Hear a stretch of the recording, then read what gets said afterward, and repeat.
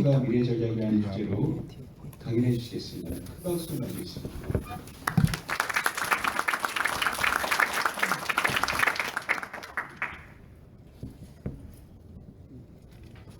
네, 반갑습니다.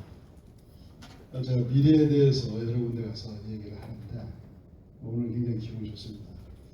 되게 미래라는 주제를 이렇게 들먹이면요, 두 가지 관점이 있어요. 하나는 희망과 낙관적인 관점이고, 또 하나는 불안과 스트레스가 받는 그런 관점이 있습니다. 우리 회장님 뵈니까 준비되셔가지고 희망과 낙관으로만 가득 차신 느낌이 있어요. 네, 기분이 좋습니다. 이 고양이 얼굴이 하나 있죠. 고양이 모습이 얼 빠지는 모습인데 왜 얼이 빠질까요? 얼은 뭡니까? 얼은 우리말엔 정신이 나갔다는 말로도 이렇게 표현을 합니다. 얼이 빠지거나 정신이 나가는 이유는 두뇌가 제대로 작동하지 못하게 됩니다.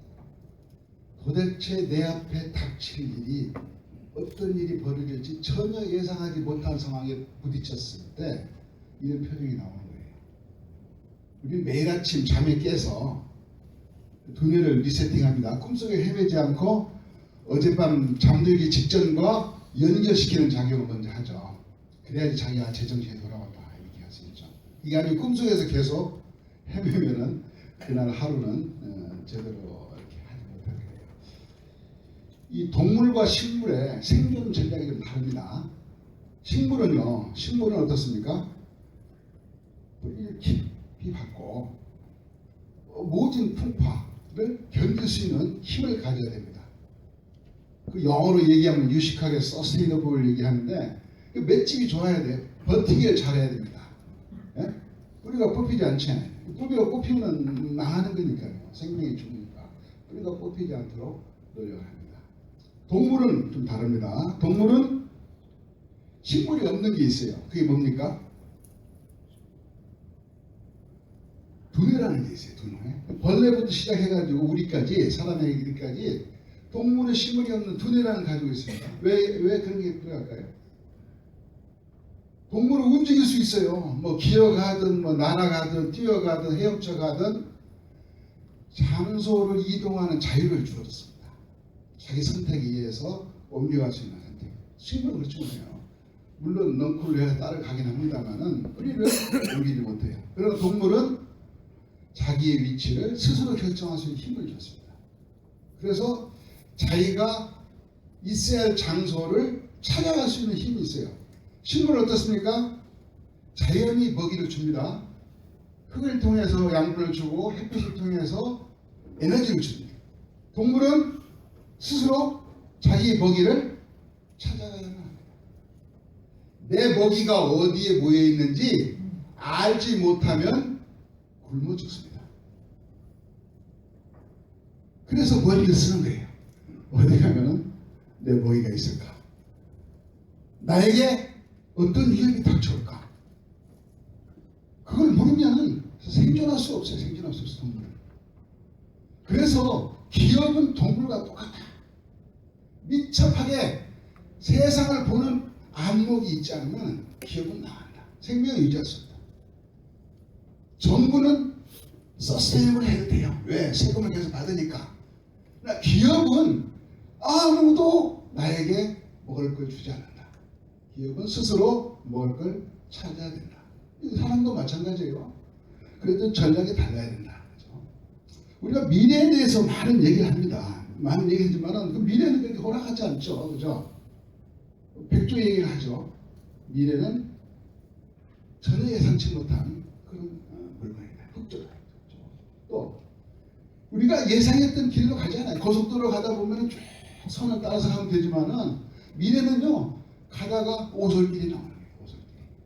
그 오솔길을 마주쳤을 때 선택을 강요받습니다.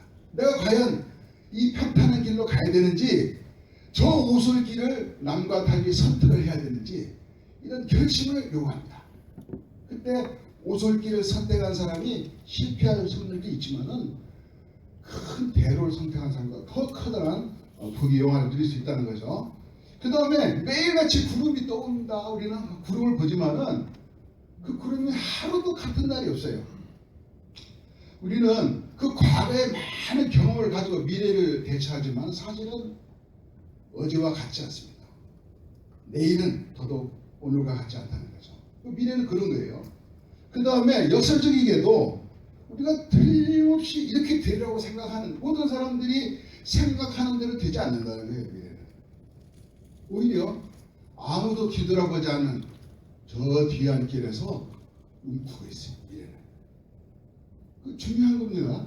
그래서 뒤안길에서 움트는 새싹을 훔쳐볼 수 있는 능력이 필요하다. 미래의 싹을 우리가 볼 수 있는 능력이 있어. 남들이 다 보는 거는 경쟁력이 아니다. 그건 누구나 다 아는 거다. 더군다나 인터넷이라는 게 우리 생활을 지배하게 되면서부터는 연속극이 아닙니다. 연속극은 대강 알 수 있죠, 그죠? 아, 이게 어떻게 되는 거구나. 그러나 시나리오가 없어요. 언제 어느 때 무슨 일이 나에게 영향을 미칠지 모른다는 거죠. 이게 뭐 로컬한 게 아니에요.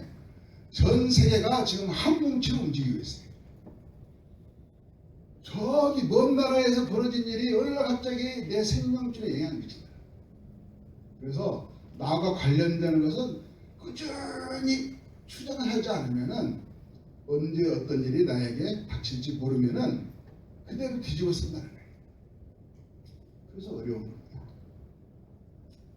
그래서 이렇게 미래를 우리가 얘기하는 것은 이게 무슨 일이 있을 거다라고 맞추려고 하는 게 아니에요. 절대로 맞출 수도 없어요.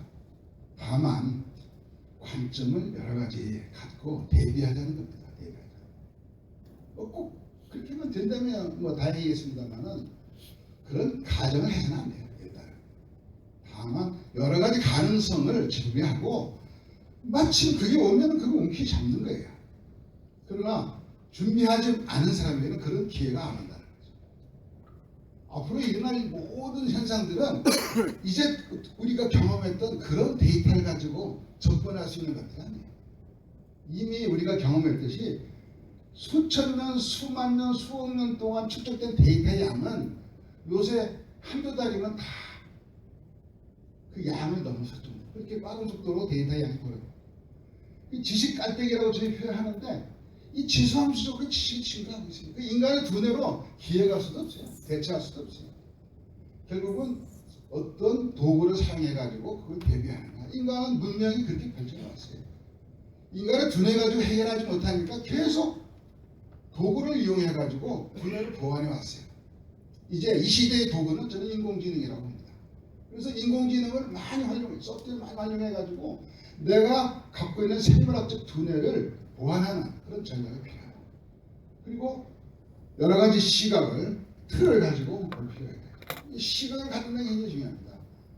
준비하지 않으면요, 와도 모릅니다. 와도 몰라요.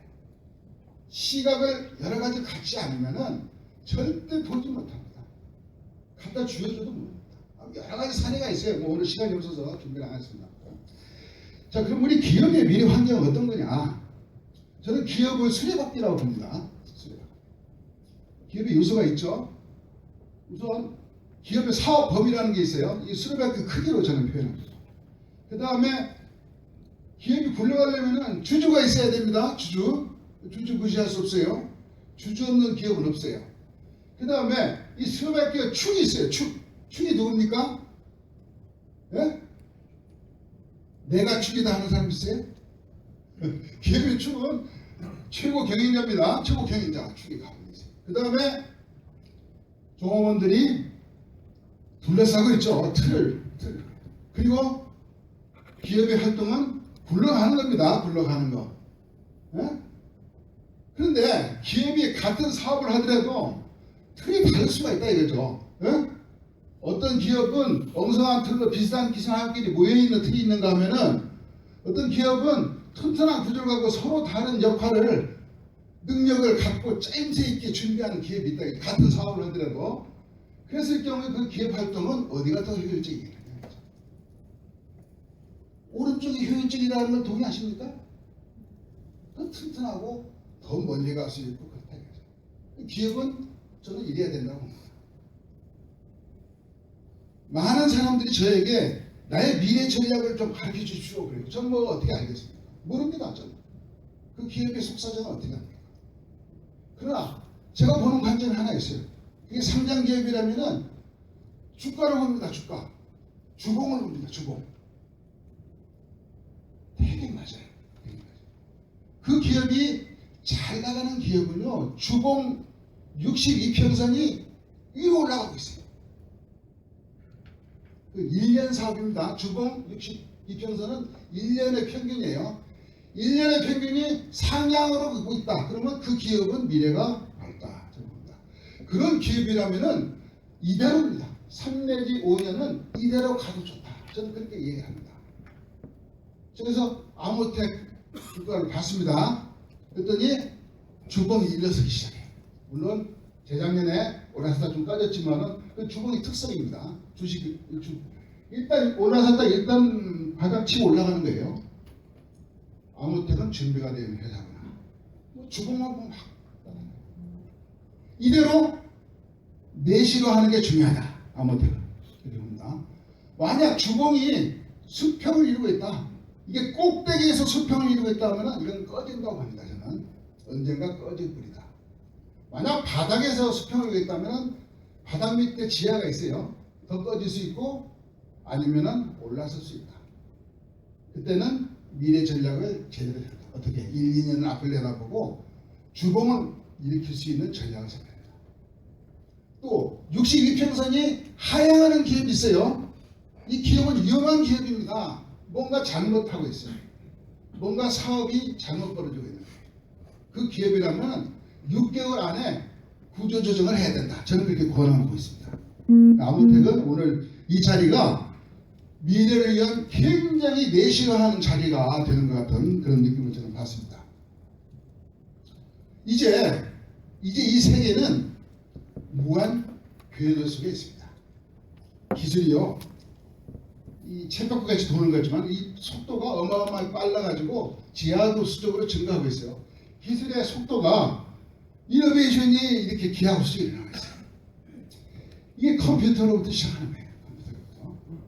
근데 이게 컴퓨터만 끝나는 게 아니고 모든 산업에 영향을 미치고 있어요. 모든 산업이 이제 혁신의 혁신을 거듭할 수밖에 없다는 거죠. 생산성이 굉장히 늘어나요. 생산성이 늘어가면서 혁신이 기하급수적으로 늘어간다는 거죠. 그래서 소비자 입장에서 보면은 편리하죠. 편해지고 가격 싸지고 더 많은 것을 이룰 수 있고 같은 돈으로. 그래서 이런 그런 걸 많이 얘기해야 돼요. 그러나 기업이나 문제를 해결할 사람 입장에서는 기하급수적으로 문제가 커지고 기하급수적으로 해결책이 어려워지고 그런 거거든요. 기업 입장에서 보면은. 그래서 우리는 두 가지 그래프를 봐야 돼요. 대개 기술이 이렇게 기하급수적으로 얘기한다고 하지만은 사실은 계단식으로 증가하고 있습니다. 계단식으로. 어느 기술이 문제를 해결하면 또다시 문제가 증폭되고 그러면 또 하나 해결하면 증폭되고 이런 식으로 계단을 그려요. 자, 미래를 선도하는 기업이다 라면은 어떻게 될까요? 미래를 선도하는 기업이라면은 문제보다 항상 해법을 먼저 갖고 있는 기업이에요. 그죠? 항상 문제보다 내가 갖고 있는 역량이 높이 있는 기업이라고요. 그게 세계를 리딩하는 기업입니다. 그런 기업 같으면은 이 빨간 줄보다 항상 위에 있어요. 질질 끌어가는 그런 기업이다. 그러면은 항상 밑에서 이 빨간 줄 밑에서 움츠거려요. 개인도 마찬가지입니다. 개인도 능력 있고 그런 사람 같으면은 미래가 두렵지 않아요. 얼마든지 대처할 수 있으니까 미래가 행복하게 기다려져요. 그런 사람은 문제가 뭔지 알고 미리 대비하고 있기 어서 왔으면 하는 거예요. 어서 왔으면. 어서 나에게 그런 미래가 왔어. 그러나 미래가 불안하면은 그건 뭐 어떻게 할지 몰라. 우선 이대로 그냥 영원히 살았으면 이래요. 이 시간이 안 갔으면 좋겠어요. 왜? 너무 문제가 커질 것 같으니까. 준비는 안 돼 있지. 그러니까 우리는 항상 미래에 돌출할 수 있는 문제를 분석하는 능력이 있어야 돼요. 기업은. 기업은 비즈니스 바운더리 내에서 도대체 앞으로 어떤 문제가 일어날 것인지 알아야 돼. 그리고 그거를 해결할 수 있는 방법을 미리 준비하지 않으면은 미래가 불안하다. 미래가 오는 게 스트레스. 그러나 아까 회장님 말씀 듣고 이 회사는 준비가 돼 있고 어서 왔으면 좋겠다. 이런 느낌을 좀 받았어요. 왜? 내가 가지고 있는 도구 있다 이거야. 어서 이 시장이 열렸으면 좋겠다. 이런 그 행복한 마음, 낙관적인 관점은 준비된 사람만 갖고 있는 특권이다. 준비하지 못해요. 할 수 없어요. 이 시장에는요 수많은 상품이 등장합니다. 온갖 아이디어를 가지고 기술자들이 만들어내요 상품을. 그러나 그 사람들에게 알려지는 데까지는 많은 노력이 필요합니다. 그 중에 한 반절 정도는 알려지지도 않는다. 네? 알려지는 게 한 반절. 그 중에 사람들이 구매를 할까 말까 저울질하는 대상은 또 반절밖에 안 돼요. 반절. 그래서 실제로 구매 대상으로 놓는 건 저울질에서 반절만 골라내요. 그래서 그 중에 하나를 선택하는 거예요. 돈을 내는 거예요. 그러니까 이 수많은 기술자들이 상품을 개발하지만 실제로 구매하는 것은 아주 적은 하나예요. 하나. 그리고 그 상품이 그 구매자에게, 고객에게 뭔가 가치를 주는 순간 이게 대박으로 연결될 수 있는 거예요. 네? 대박은 꿈이 아니에요. 현실이라고요. 결국은 누군가에게 구매 활동을 일으키면서 발생할 수 있는 희망이고 가능성인 거죠. 이 구매까지 활동은 중요하다. 그거는 전략적인 관점이 있어요. 많은 사람들이 기술자들이 상품을 개발해요. 먼저 상품을 기술적으로 개발하니까 막 엄청나게 이게 좋다. 상품을 개발해요. 그런데 고객은 어디 있어요? 상품이 활용될 수 있는 비즈니스 바운더리 밖에 있다. 고객은 관심이 없어요. 그 상품에. 돈 내, 그거 좋네? 그 끝이야. 좋으면 뭐해? 내가 돈 낼 의사가 없어요. 돈 낼 의사가 없어요.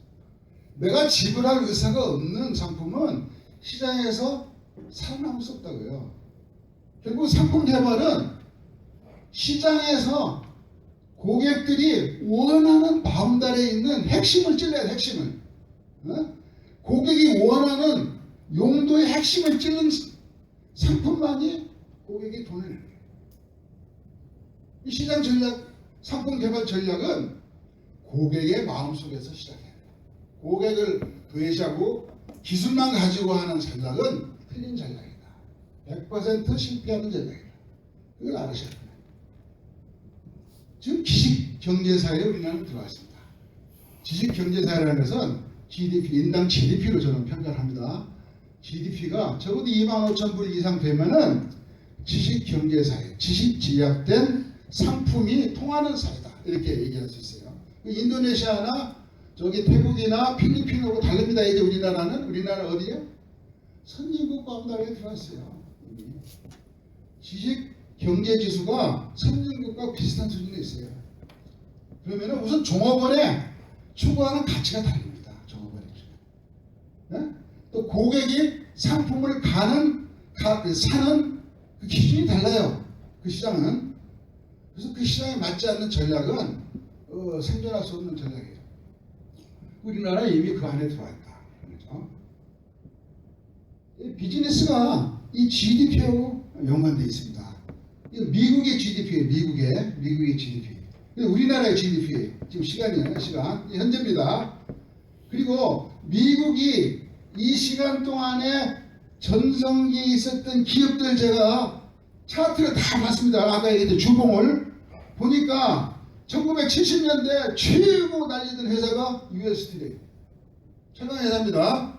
그 다음에 에너지 회사 엑슨, 모빌, GM, 그죠? 계속 그 다음 GE, HP, 인텔 해가지고 지금 뭡니까?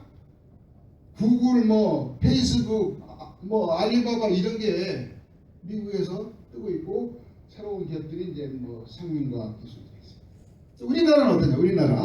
우리나라 주봉을 봤더니요. 금성사 뭐 대우는 없어졌습니다만 현대중공업은 2000년대 이전에 피크를 쳤어요. 포스코 2000년대 피크 치고 가라앉고 있어요. 현대자동차 2010년대 피크 치고 지금 가라앉고 있어요. 지금 주봉에 살아있는 회사는 하이닉스, 네이버, 삼성전자입니다. 그 다음에 뭐 화장품 회사 뭐 이런 것들. 이게 뭐 정확하지는 않겠지만은 적어도 큰 트렌드는 저는 볼 수 있다. 이미 우리나라는 미국의 20년 전 사업들이 거창하는 그런 사회를 가지고 있어요. 20년 인터벌이 있어요.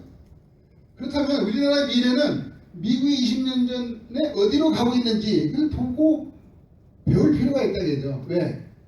GDP로 봤을 때 시장의 구조가 그렇게 바뀌고 있다. 물론 우리 시장만 볼 수 없는 그런 여건이기 때문에 세계적인 트렌드를 봐야 됩니다. 세계적인 트렌드는 지금 생명과학 쪽으로 들어가죠. 생명과학. 그 다음에 오늘 들어갈 뭐 IT 분야의 새로운 혁신이 있습니다. 그래서 다만 우리 그 비즈니스 환경이 이렇다. 근데 GDP를 플로팅 해봤어요. 국가별로. 보니까 GDP가 10,000불 정도에서 제조업의 고용률이 가장 높습니다.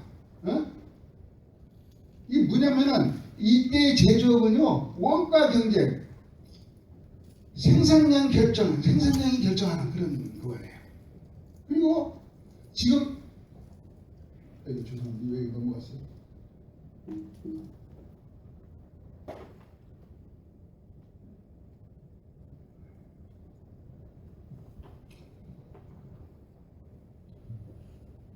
지금 우리나라가 이렇게 지금 되어 있습니다. 이렇게 되어 있는데 지금 선진국은 20,000불 뭐 25,000불 이렇게 되면요 제조업은 원가 이런 걸 따지는 제조업이 아니고 어떤 기능을 갖고 있느냐, 어떤 희소성을 가지고 있느냐에 희소성 있는 제품, 기능이 특수한 제품을 생산하는 제조업만 살아남아요. 그 기업에서, 그 나라에서. 우리나라는 지금 그 영역에 들어가고 있다는 거죠. 근데 재밌는 게 아모텍이 언제 기업이 설립이 됐느냐 봤더니 94년 우리나라가 이 피크 치고 떨어지기 시작하는 시점이에요.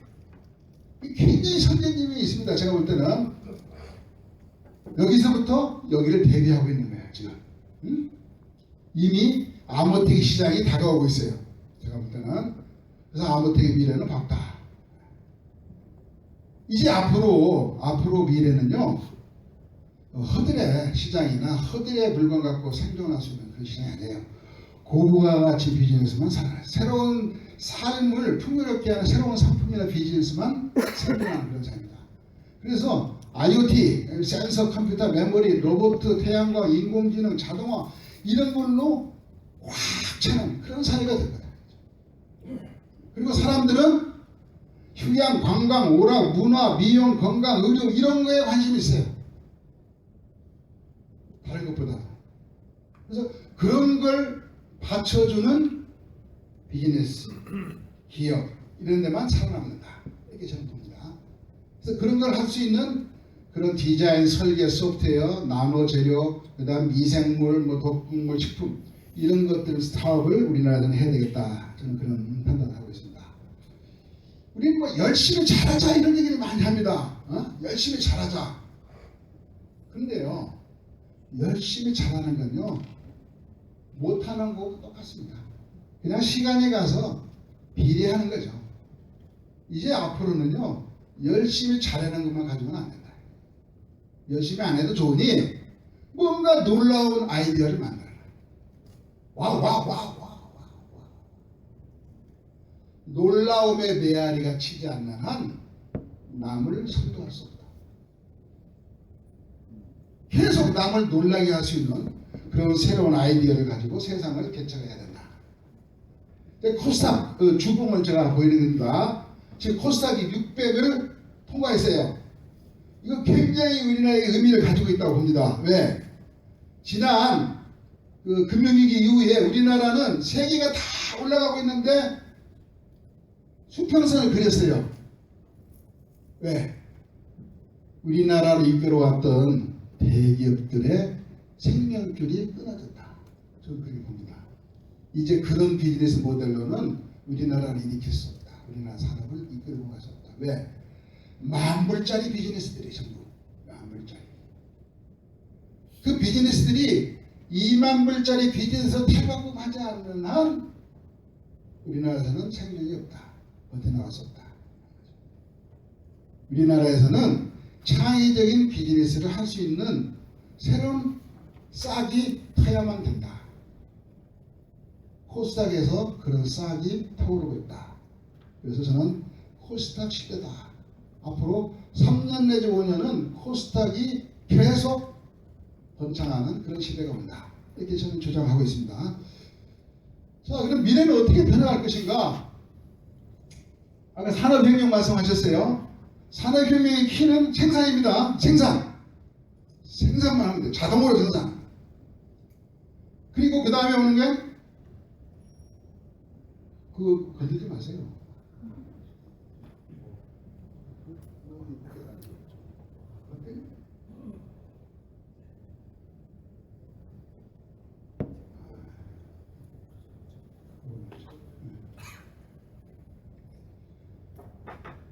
그 다음에 생산을 한 다음에는 상품만 만들면 팔렸어요. 상품만 팔려요. 그 신기하니까 없던 게 나오니까 막 팔렸단 말이야. 팔렸어요. 그래서 원가를 싸게 해서 막 한 상품이 팔렸단 말이에요. 근데 인터넷 혁명이 일어났어요. 인터넷 혁명이 나면서 모바일 혁명이 이어지면서 개인화 현상이 일어났어요. 자기가 선호한 것을 찾기 시작하는 거예요. 상품도 그냥 남하고 같은 거 아니고 남과 좀 차별화하는 거예요.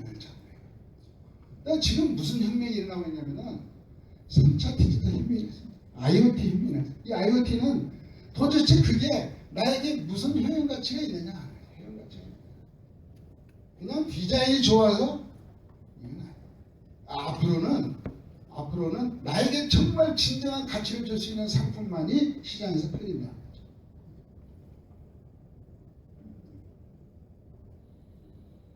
그 변화를 보면요. 우선 피지컬 바운더리에서 디지털 바운더리를 모든 게 지나가고 있어요. 슈퍼 가면 옛날에 한 장은요. 이게 뭐 계산대에 쫙 줄 서던 시절이 있었잖아요.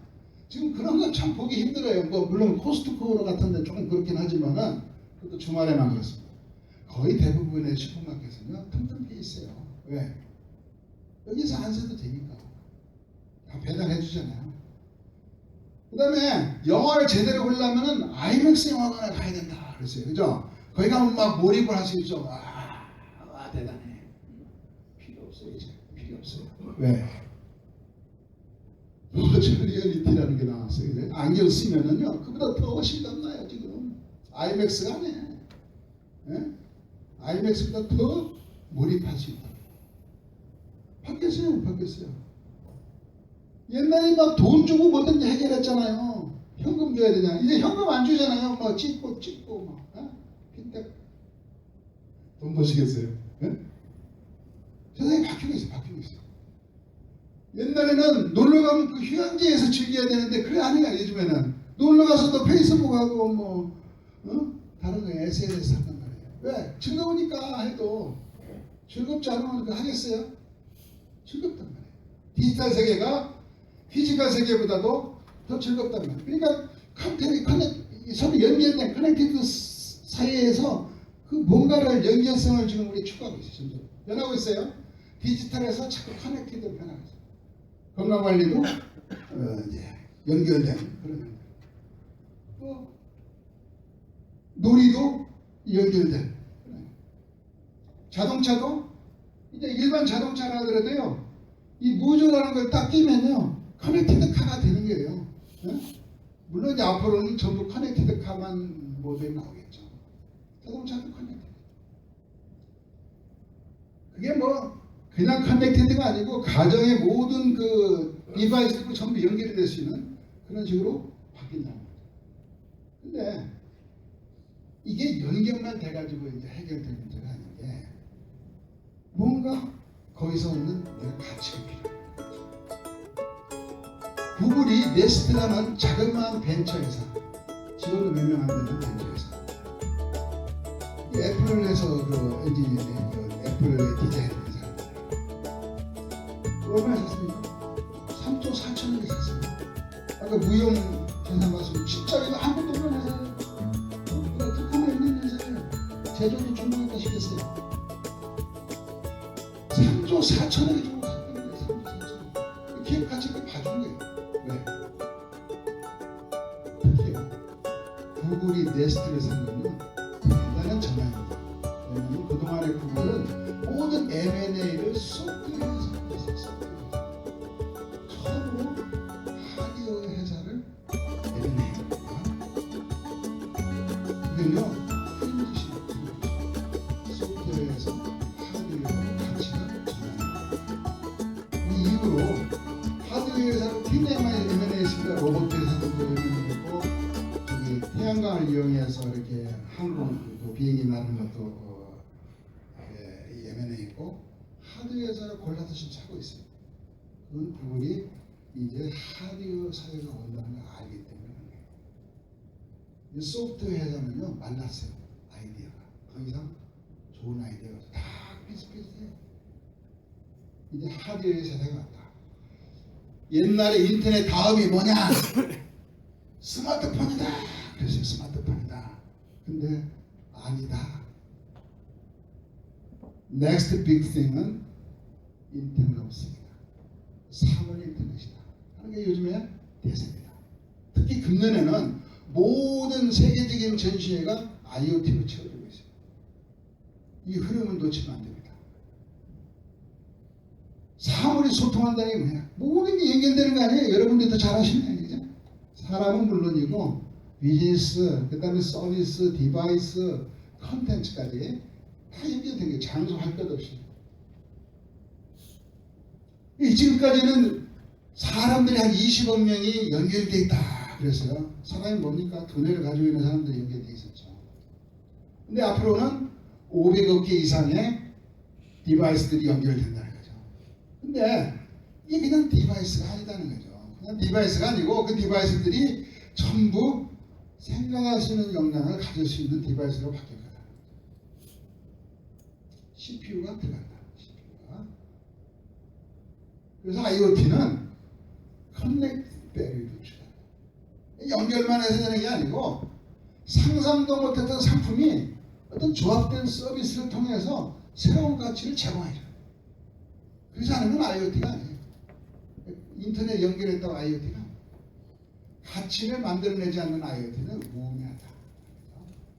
예를 들어서 단순히 차량 안에 내비게이터만 하나 넣어서도 이제 앞으로는 내비게이터로 끝나지 않는다. 그 안에서 모든 비즈니스가 다 가능해요. 새로운 비즈니스를 창출하지 않으면 IoT 경쟁이 없다.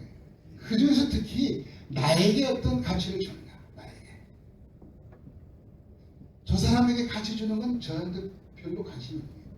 나에게 정말 가치를 주는 결국 개개인의 특성을 개량화하고 그 개량된 특성에 맞도록 지능적으로 뭔가 아이디어를 제공해주는 그런 비즈니스가 이제 앞으로 나간다. 그래서 IoT는 감성지능 기술이다. 저는 그렇게 정의합니다. 많은 연결된 시스템도 있겠지만 거기에 두뇌가 없으면은 그리고 그 두뇌가 감성을 제공하지 않으면은 사람들은 돈을 지불하지 않는다. 그런 생각합니다. 그래서 큰 그림을 한번 그려보죠. 큰 그림이 인터넷 오브 띵이라는 것은 결국 차별화된 서비스부터 출발한다. 그 다음에 차별화된 기술, 그 다음에 모든 사람에게 차별화된 의미로 다가가요. 다 똑같은 의미 가지고는 경쟁력이 없어요. 그 기반이 뭐냐 이거죠. 센서지 센서. 그 다음에 프로세싱하는 거. 그 다음에 통신하는 거. 그런 하드웨어 기술. 이 하드웨어 기술들이 소프트웨어를 통해서 모든 비즈니스 영역과 다 연결이 되네요. 여기에서 빠질 수 있는 영역이 없어요. 에너지, 파킹, 홈, 그리드, 라이트닝, 카, 팜, 태그, 헬스, 뭐 세이프티, 머신 투 머신 뭐 이 기술들이 이 순환하죠. 순환. 어떤 순환하느냐? 혁신한다. 혁신. 멈추지 않을 거다. 같은 비즈니스라도 민영이 최소화한다. 계속 디바이스가 축소되고 작아지고 그 다음에 주기가 짧아지고 그 다음에 뭐예요? 새로운 단가, 원가가 낮아지고 그 다음에 크라우드를 향해서 서비스한다. 이런 얘기예요. 그래서 데이터가 센싱하고 액추에이션 하는 것은 결국은 센서부터 출발하는 거죠. 센서부터. 그 다음에 소프트웨어가 데이터를 모아서 해석을 하고 그 다음에 액추에이터가 뭔가 일을 하는 거죠. 중요한 게 이제 밑에 바닥이에요. 바닥. 근데 앞으로 이 바닥이 중요하다. 바닥이. 이 바닥에서부터 아무리 여기서 아이디어가 있어도 바닥이 만들어내지 못하면 사물 인터넷 시장이 엄청 클 거라고 얘기를 하고 있습니다. 뭐 안 걸치는 데가 없어요. 연 15% 이상이 성장할 거다. 스마트 그리드, 에너지가 이제 2020년 정도면은 그냥 뭐 보편화될 거다. 근거리 발전 시대가 왔다. 이제 원거리 발전이 아니라 근거리 도시 부분에서 소형 원자력을 통한다든지 햇빛을 통한다든지 뭐 풍력을 통한다든지 뭐 그리드가 아니라. 그 다음에 어쩌면 AC도 필요 없다. DC로 전부 바꾼다. 집안은 전부 DC에서 해결해. 빌딩도 DC에서 해결할 수 있고. 스마트 시티 유틸리티가 있고 그 나머지는 전부 비즈니스가 연결해서 전부 그 도시 자체가 하나의 덩어리로 움직여. 팩토리 마찬가지죠. 공장 자체가 이제 인터벌이 없어요. 전부 컨티뉴스. 기계들끼리 서로 정보를 교환하는. 그래서 자동으로 프리셋되는 그런 공장이 된다. 자동화 가정에도 들어온다. 가정에도 감성 조절할 수 있도록 여러 가지 얘기가 어쩌면 하나의 컴퓨터가 모든 걸 컨트롤할 수 있는 그런 시대가 옵니다. 지금은 뭐 각각 컴퓨터 넣는 걸 알겠는데 얼마든지 하나에서 전부 통제할 수 있어요. 이제 농업도 이제 농장에서만 짓는 게 아니고 도시에서 하는 농업, 자동화된 농업, 공정화되어 있는 농업이 이제 세계를 지배하게 됩니다. 자동차, IoT가 중심입니다. 그 다음에 텔레매틱스하고 즐기는 인포테인먼트가 이제 결합이 돼가지고 자동차의 즐거움을 제공해야 된다. 당연히 전기 자동차를 갑니다. 그 다음에 헬스케어. 이제 모든 건강을 센싱하고 그게 이제 주치의에 연결되는 그런 세상입니다. 이게 뭐 타임리 카바인데 이제 앞으로 결코 오프라인 될 수 없는 시대가 옵니다. 스마트 웨어러블들이 온몸에 걸치고 이게 분석을 해보니까요 전부 라이프 스타일까지 대중에 결국 생활을 즐겁게 하도록 만드는 웨어러블. 그 다음에 피트니스 같은 게 좀 있고 그 다음에 메디칼이 있고 뭐 그런 것. 여러 군데 아이디어가 많이 있어요. 그래서 여기는 그 많은 센서들이 내뿜는 데이터들이 이제 이 세상을 채우게 된다는 거죠. 우리 이제 겨우 기가나 뭐 테라나 뭐 이런 게 익숙해졌는데 그보다 더 위에 페타나 익사 뭐 제타 요타 뭐 프론토 저 이런 단어들을 이제 알아야만 되는 그런 시대가 우리는 맞이하게 됐다는 거죠. 일상적으로 이런 용어를 쓰게 됐다는 거죠. 한자어에는 그보다 더 많은 게 있어요. 10에 40% 이런 게 있어요. 이 동양의 철학이 서양보다 앞서가는 것 같아요. 무량이라는 게 있어요. 64세기. 셀 수 없는 게. 모래알까지 다 세는 기술을 만드는 게 중요해요. 동양사상. 이제 통신이요. 이제 유선통신보다 무선통신이 더 빨라지는 시대가 왔습니다. 그죠? 그런 시대가 왔어요. 5세대 얘기하고 있죠. 5세대는요. 지금 2세대, 3세대의 비즈니스 영역보다도 100만 배나 많은 일을 하시는 100만 배나. 예를 들면은 HDTV 문화이죠. 인터랙티브. 그냥 HDTV가 인터랙티브. 상호 교감이 되는. 그 다음에 증강현실. 그 다음에 자동차 텔레매틱스, 버추얼 리얼리티, 와이어리스 크라우드 오피스, 뭐 하이스피드 트레인, 리얼 3D, 소셜 뭐 게이밍, 뭐 여러 가지 지금 생각할 수 있는 지금 휴대폰으로 안 되는 그런 많은 것이 실시간으로 된다. 5세대가 되면. 지난 올림픽, 영국 올림픽에서 맨 마지막 장면에 이런 장면이 나옵니다. 이게 뭐야, 잭팩 이렇게 하늘 올라가는. 근데 이게 천사를 매달려서 올라가거든요. 천사를. 근데 2018년도 동계올림픽인 평창올림픽이나 2020년도 동경올림픽에서는 분명히 우리는 이걸 홀로그램으로 본다. 맨눈으로 홀로그램으로 볼 수 있는 그런 시대가 올 거다. 그래서 데이터 항해 시대다. 요즘 많은 빅데이터 얘기하는데요. 빅데이터는 사후 처방이죠. 많은 데이터를 나중에 분석하는데 이제 앞으로 빅데이터가 아니고 좀 다릅니다.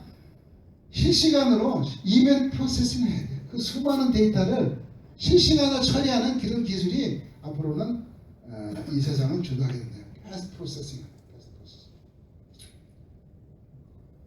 이제 매니지 플랫폼이요. 이게 데이터를 모으면은 데이터 중심 플랫폼에서 의미 있는 데이터를 만들어서 사람들에게 공급하게 되거든요. 이게 그리고 사람들이 또 새로운 디바이스를 요구하게 돼요. 그래서 결국 이게 뭡니까? 사람이 요구하면은 센서나 액추에이터 하드웨어가 만들어져야 되고 그 하드웨어를 통해 소프트웨어를 버무려서 다시 사람에게 공급하는데 아무리 좋은 아이디어가 소프트웨어 나와도 여기서 최소화하는 그다음 고기능의 센서랄지 이런 것들 액추에이터 이런 것들이 만들어지지 않으면은 한 발자국도 움직일 수 없어요. 그다음에 소프트웨어는요 아무나 할 수 있어요. 아무나. 응? 인도에서도 할 수 있고 뭐 어디서든. 하드웨어는요 해보지 않으면 못해요. 그래서 저는 중국이 무섭다고 봅니다. 미국은 디자인 가지고 막 시키는데 직접 제조해보지 않으면요 경험해보지 않으면 물건을 못 만들 가능성이 많습니다. 외주금을 가지고 해결할 수 없는 게 많아요. 그죠? 직접 해보지 않으면은 또 그거 가르쳐주지 않습니다. 제조 노하우라는 게 있기 때문에 그거 가르쳐주지 않아요. 특허에도 안 써요. 그래서 하드웨어 기업이 앞으로 헤게모니를 잡을 거다. 그런 생각을 합니다. 뭐 제가 아무데한테 이렇게 선심을 사기 위해서 하는 말씀이 아니셨대. 어디 가서 이런 얘기 합니다. 재료의 트렌드가 바뀌고 있습니다. 재료의 트렌드가. 이제까지 뭐 금속, 합금 이런 게 유행했어요. 그 다음에 세마이컨덕터, 폴리머 이런 게 사용되어 왔어요. 그죠? 근데 앞으로는 그게 아니다. 금속도 나노 사이즈로 한다. 세라믹도 나노 사이즈에서만 해결된다. 그 다음에 생물 합성 재료의 시대다. 그 다음에 폴리머도 나노 프로퍼티를 이용하는 새로운 기능성 폴리머가 나노 바이오 재료 시대가 앞으로 21세기를 점철할 거다라는 거죠. 지난 20년 동안 많은 과학자들이 나노 연구를 했어요. 나노 연구를. 제가 2000년도 초반에 국가의 나노 조사단이라는 데 참여해가지고 MIT 하버드를 갔어요. 그래서 견학을 했는데 하버드가 이게 거기 물리과 화학과가 합쳐졌더만. 그래서 화학과를 갔는데 물리과 박사들이 와 있어요. 근데 그 기계들을 보니까 보도 듣지도 못한 기계들이. 그래서 그때 한 10명이 같이 갔는데 탄식을 했던 기억이 납니다. 탄식. 나노는 보지도 못하고 상상할 수도 없는 그런 대상이라고 생각했어요. 근데 10년 동안에요. 전 세계가 나노 연구를 했는데 이게 나노가 손안에 들어왔어요. 그래서 지금 나노 논문들을 보면요. 물리과, 화학과, 생물과, 제조과 다 모여 있어요. 하나의 구분이 없습니다. 모든 학문의 바닥에는 자연이 있어요. 그 자연에서는 학문의 구분이 없는 거예요. 물리화학, 생물 이런 게 그냥 똑같은 원리를 움직이는데 우리가 물리화학, 생물을 나눴을 뿐이에요. 이제 나노 세계와 그리고 나노 복합물을 적층하는 그런 새로운 물질 세계로 우리는 동화하고 있다. 저 이 그림을 많이 보여줍니다. 이 그림은 금속하고 단백질하고 아니면 바이러스로 섞은 거예요. 나노 사이즈로 금속하고 바이러스를 넣으면 섞어요. 이렇게 자기 조립합니다. 자기 조립. 단백질을 놔도 자기 조립해요. 그래가지고 뭔가 특성을 갖는 거예요. 그래서 이게 무기물이냐 유기물이냐 제가 질문합니다. 유기물입니까 무기물입니까? 구분 없어요. 자연에서는 그런 구분 하잖아요. 이제 그런 시대가 왔다. 이제 유무기물을 관여하지 않고 모든 게 새로운 관점에서 접근하십니다. 아무튼 이미 준비를 하고 계시는 것 같아요. 이 끈을 써서 재료를 만드는, 디바이스를 만드는 그런 시대를 지금 갖고 있어요. 프린팅 시대다. 프린팅 시대다. 평면 프린팅 시대를 넘어서 이제 적층하는 프린팅 기술이 발달하게 됩니다. 그래서 이미 독일에서 이런 거 연구하고 있어요. 프린팅 헤드를 라운 테이블에도 쭉 놓고 서로 다른 물질을 인쇄합니다. 그리고 이 테이블을 프로그램에서 움직이면서 서로 다른 물질을 막 적층해요. 나노층으로 적층하니까 아무리 적층해도 두께는 몇 마이크로미터 안에 다 들어간다. 그죠? 이 3D 프린팅 시대가 곧 모든 디바이스의 표준이 될 수 있다. 디지털 IoT 혁명의 비즈니스 가치는 그래서 소재와 부품에 있다. 저는 그렇게 주장합니다. 소재와 부품이 있다. 소재 부품 시장이 형성되지 않으면 아무것도 만들 수 없다. 소재 부품을 만들지 못하는 나라는 경쟁력에서 뒤친다. 일본이 강한 이유가 뭡니까? 결국은 소재와 부품을 쥐고 있기 때문에. 독일이 강한 이유가 뭡니까? 소재와 부품을 쥐고 있기 때문이에요. 다른 게 아니다. 그런 면에서 미국은 약해요. 미국은 소프트웨어 중심 사회거든요. 미국의 시대가 지나가고 있다. 저는 그렇게 보고 있습니다. 혁신을 추구해야 됩니다. 혁신을 추구할 수밖에 없어요. 혁신은 문제에서부터 나옵니다. 문제를 정확히 아는 사람만이 혁신을 할 수 있어요. 문제가 뭔지, 무슨 문제? 나에게 닥칠 문제가 뭐냐? 나에게 닥칠 문제를 정확히 아는 사람만이 해법을 찾을 수 있어요. 그리고 그 해법을 찾는 사람만이 미래를 낙관적으로 볼 수 있고 행복하게 기다릴 수 있다. 그걸 찾지 못하면 미래가 불안하고 스트레스가 나요. 그 혁신이 어디 있느냐? 밖에 있다. 상식에 밖에 있다. 지식에 밖에 있다. 알고 있는 거에 밖에 있다. 그래서 관점을 달리자 하는 거죠. 관점을 예전의 관점대로 하면 안 돼요. 이 혁신하면 자꾸 기술적인 혁신만 얘기하는데 이런 인사팀도 혁신할 수 있어요. 경영팀도 할 수 있어요. 왜? 관점을 달리하면 언제든지 할 수 있는 거죠. 고객이 뭘 원하느냐부터 출발합니다. 나의 고객이 누구고 그 고객이 뭘 원하느냐에 따라서 얼마든지 혁신은 반복될 수 있다. 그 혁신은 상품에서도 일어나고 또 소프트웨어 서비스에서도 가능하다. 밖에 있다. 그래서 우리 스마트 사회를 추구하는데 스마트 사회는 미래의 삶을 결정할 수 있는 핵심 기술들을 선도하는 사회다. 그건 개인일 수도 있고 조직일 수도 있고 기업일 수도 있고 사회일 수도 있고 국가일 수도 있어요. 그리고 미래를 리딩하는 국가가 어떤 국가냐? 미래를 준비하는 국가다. 미래의 문제를 미리 해결해 놓은 국가다. 이런 거죠. 그래서 미래 역량이 중요한 겁니다. 개인도 그렇고 조직도 그렇고 국가도 그렇고 미래의 흐름을 잘 알고 있어야 돼요. 미래 트렌드를 분석하고 관점을 많이 준비해 갖고 있어야지 미래에 대비할 수 있다. 그래야지 스마트한 결정을 할 수 있어요. 스마트한 결정. 오솔길이 나오더라도 오솔길을 과감하게 선택할 수 있는 용기는 준비된 관점에서 출발한다. 관점이 없는 사람은 절대로 오솔길에 들어서지 못합니다. 저는 우리 회장님을 참 존경하게 됐는데 그런 오솔길을 결정하시는 그 탁월한 판단력 때문에 아무도 돌보지 않았을 때 그 오솔길을 선택하는 것은 아무나 할 수 있는 게 아니다.